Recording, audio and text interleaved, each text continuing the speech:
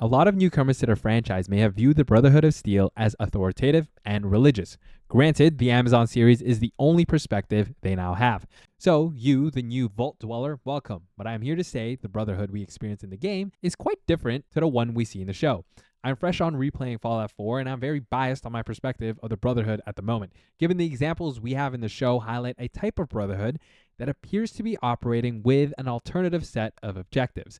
As I mentioned in the intro, this faction of the Brotherhood seems reliant on a more religious form of control, appearing almost cult-like, and this is something we will discuss later on. This is in stark contrast to the experience we have with the Brotherhood in the game. For example, in Fallout 4, we have Arthur Maxson, the supreme leader of the entirety of the Brotherhood of Steel, and he upholds a sense of justice and honor that is not found in the show's depiction of the Brotherhood.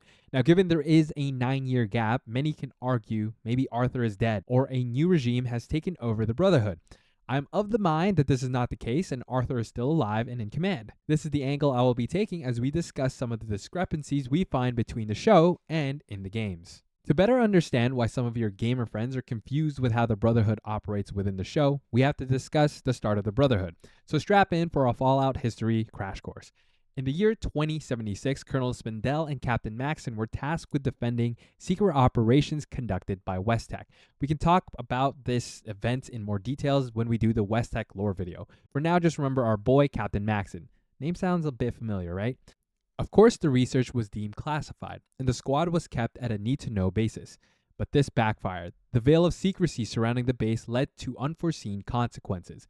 Military personnel stationed there uncovered disturbing human experimentation being conducted on military prisoners. This revelation triggered Colonel Spindell's nervous collapse, confining him to his office and leaving Captain Maxson to manage the escalating turmoil. The soldiers, enraged by the discoveries, grew increasingly hostile.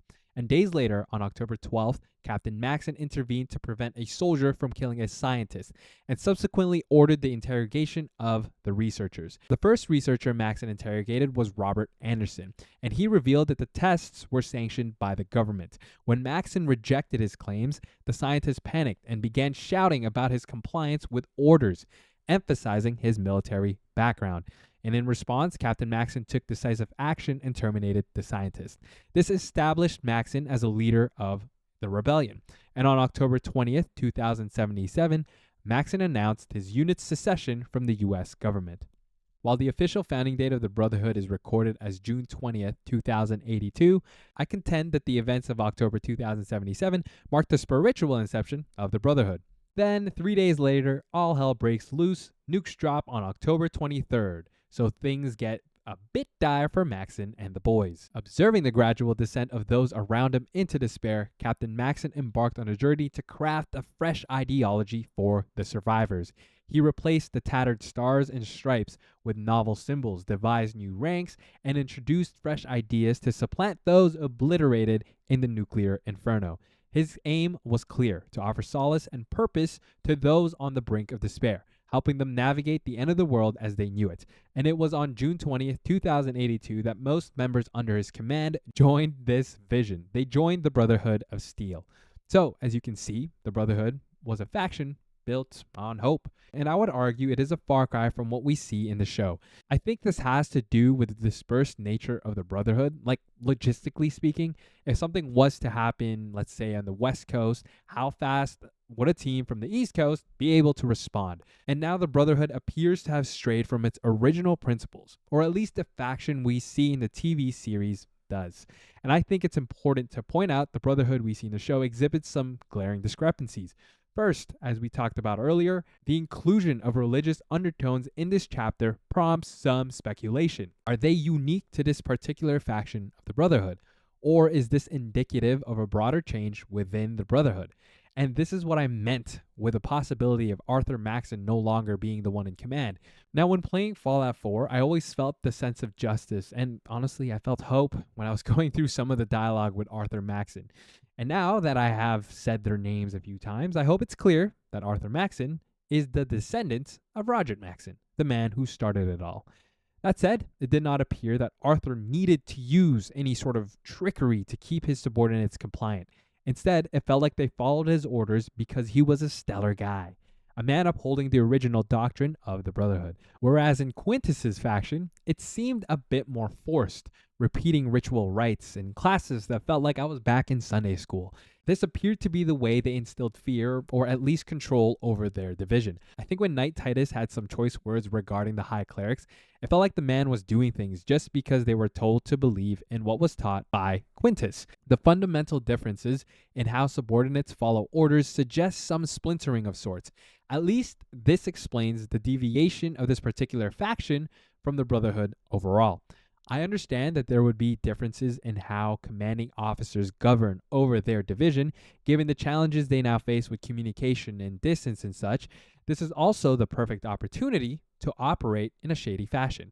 And I truly believe this is what Quintus is doing. Now that you are aware of Arthur, I'm pretty sure most of us noticed the Pridwin. Now, I understand there are some ongoing debates about whether or not this is the Pridwin, or if it's a replica, or if it's just another airship altogether. But for now, in my headcanon, it is the Pridwin we see in Fallout 4. With that said, this also stirs the pot a bit more. My first question is, why was it sent to the West Coast? Does this mean that Arthur aligns with Quintus's mission? After all, Quintus did say the orders are coming from the highest cleric from the Commonwealth. Did he mean Arthur? Or because we are now speculating on Quintus's allegiance, did he lie to Arthur asking for aid only to tell his faction that the mission is coming from the higher clerics? With the Pridwin coming into the scene, it would make it appear that Quintus is truly following orders, or it looks that way to his subordinates. This is a massive speculation by me, so take this with a grain of salt. It seems Quintus is keeping Arthur in the dark while he operates independently. After all, they are after the cold fusion, and with a power source like that, he could theoretically take over the entirety of the Brotherhood of Steel. Overall, it looks as if Quintus is operating like every power-hungry man would, especially when the boss man isn't around. This is exciting because we might see Arthur show up in Season 2, and I wonder how this plays out with Maximus. Is he going to be the one who blows the whistle? I think he was set up that way. We see him going back and forth about his allegiance to this faction, and every time he rises, it's built on a lie. So maybe this will be enough to push him to do the right thing. I don't know, now I'm just thinking out loud, but let me know what you guys think in the comment section down below. Ultimately, I'm sure smarter people have come up with better theories about Quintus, but given I just finished Fallout 4, and of course we know the influence the Brotherhood has in the game's main story, this topic is fresh of mind. So seeing how Arthur operates and how Quintus operates just started to ring some bells. Something does seem off, and it appears that Quintus has taken the opportunity to work independently, of course with a hidden agenda. This coincides nicely with the show's slogan. Everyone wants to save the world, they just don't agree on how. Who knows? Honestly, maybe Quintus has good intentions and he feels that this is the best course of action. Or maybe this is truly Arthur's command and I made Quintus look bad. Regardless, there is something fishy with the Brotherhood we see in the show, and I suspect it's because Quintus is abusing his position of power. Anyways, guys, that's going to do it for me in this video. Make sure to like and sub for more Fallout lore. I'll see you guys in the next one. Bye!